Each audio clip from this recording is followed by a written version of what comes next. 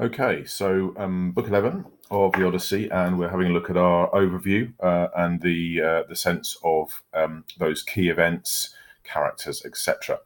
Um, so to start with, key events. We've got the original ghost story here. This is, you've got to remember how spooky this all is. Odysseus is telling his story. It's the middle of the night. Everybody's kind of gathered around, aren't they? Probably pressing into the fireplace, and he starts to tell this story about the way in which he goes down to Hades, and as he goes in there, we have all this kind of stuff about when I'd finished my prayers and invocations to the community of the dead, I took the sheep and cut their throats, and then gradually all the spookiness begins to creep together. Great for Halloween.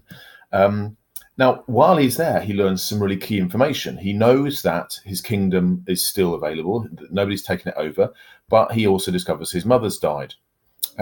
He hears Agamemnon giving him advice about women, and Agamemnon, of course, is being killed by his own wife when he's returned from the Trojan War. And so Agamemnon's saying to Odysseus, be careful of your wife when you come home.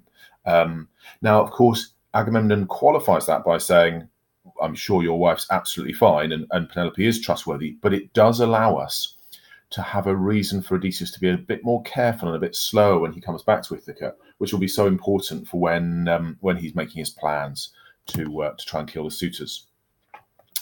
And the other thing that he discovers is that in his encounter with the heroes of Troy, he finds that glory's fleeting. There's that great quote from Achilles, isn't there? I would rather be an impoverished, a serf on hire to a landless, impoverished peasant than king down here amongst the lifeless dead. That actually up to now, Odysseus has thought that Kleos is all about glory, it's all about being a hero, etc. And now he realizes that actually maybe his true Kleos is with his home and with his family and his people. Even the greatest hero in the world, who is Achilles, challenges this idea, the heroic code, that risking your life to obtain glory is the highest achievement that you can have. So that's your kind of key events. There's this interesting question, isn't there, of why do heroes go to the underworld? It doesn't seem like such a clever thing to do, does it, given that it's full of dead people, all of whom would like to, in some way, do you harm. In the end, Circe sends him there, but then he has to come back in order to bury Elpenor, and she repeats everything that he needs to know in book 12. So there must be some other reason why he goes there. Well, firstly, it's his heroic quality, isn't it? He's the same standard as Achilles and Heracles and other mythical heroes. To go to the underworld and come back demonstrates you're this extra. There's something different about you, something superior. And apologies for my visage being over this bit of the text, but I'll just run through it for you anyway. Going to the underworld shows Odysseus what happens to you after you die. Now, that means he knows that, doesn't he? Coming up, he's going to go to Calypso's island soon after this. And while he's there, he's going to be offered immortality.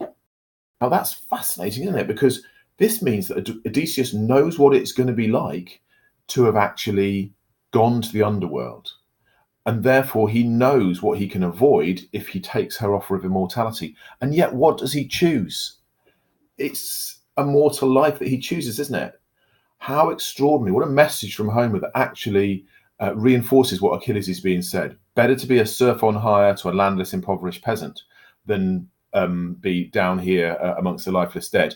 And even what Homer's suggesting there is that it's even better to have that than it is to be immortal, perhaps. What an amazing kind of thought and challenge for all of us. Homer's got so much to teach, hasn't he? What about the narrative techniques? Well, you've got your sets of three still there. If you can't see a set of three, something's gone hideously wrong. He meets Elpenor, Tiresias, Anticlea when he goes down there. He meets three Trojan War heroes. There are three punishments that run through just to help the bard remember and help the audience engage with this. Have a look at lines 35 to 50 and have a look at how Homer communicates a sense of terror. So just have a read of that.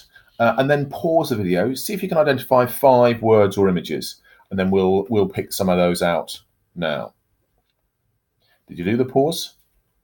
Anyway, I'm back. The ghosts all have unfulfilled potential, don't they? It's actually quite tragic and terrifying that the brides are people who have only just got married and their lives have been ruined. Unmarried youths, they've disappeared as well. Once happy girls, all these people who have unfulfilled potential and are never going to have anything more than that.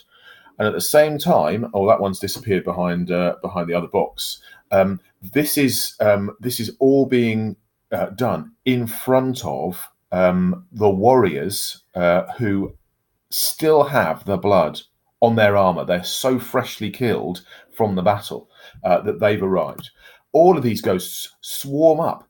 It's that sense of, I mean, if you've ever been caught in a cloud of flies or something that all swarm around you, there's no escape. They're everywhere, aren't they? These ghosts are all around the men, and it's so frightening that it drains the blood from Odysseus' face.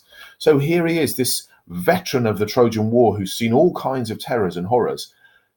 Now it drains the blood from his face. So a hardened war veteran finds this terrifying. And then finally, there's an eerie clamour, isn't there? There's a sound. So actually, Homer's drawn on all these things, sight, sound, vision, to make this seem like a terrifying experience for the men. And then finally, character developments. Firstly, we are going to learn something from about Odysseus when he encounters these souls. And that is his courage and his willingness to put himself in danger.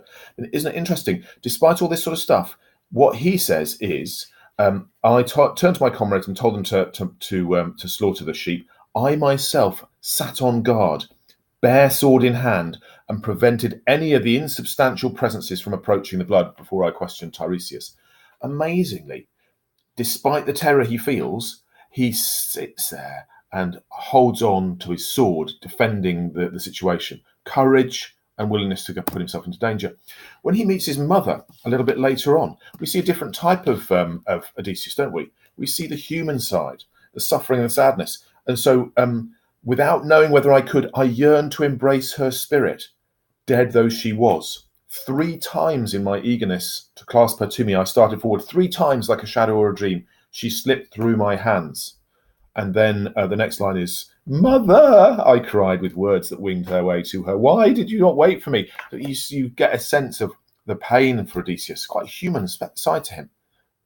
And then thirdly, when he tries to pause his story in the middle of the night, remember we started with this idea that this is a nighttime ghost story.